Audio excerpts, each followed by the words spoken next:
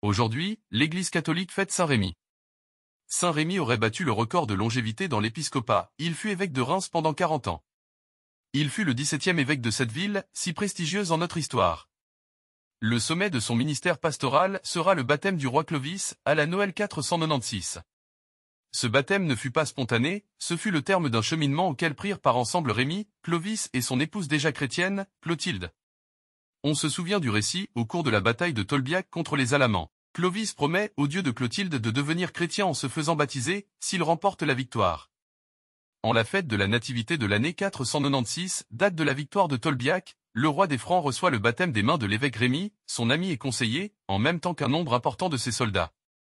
Dans son testament, le vieil évêque parle du roi Clovis que j'ai tenu sur les fonds baptismaux. À ce lointain prédécesseur de Saint Louis, l'évêque de Reims avait tracé tout un programme de gouvernement, fortement axé sur la justice sociale et qui demeure d'actualité. Évangile de Jésus-Christ selon saint Marc.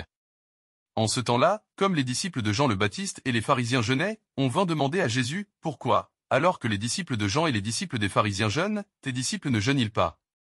Jésus leur dit, « Les invités de la noce pourraient-ils jeûner, pendant que l'époux est avec eux? Tant qu'ils ont l'époux avec eux, ils ne peuvent pas jeûner. Mais des jours viendront où l'époux leur sera enlevé, alors, ce jour-là, ils jeûneront.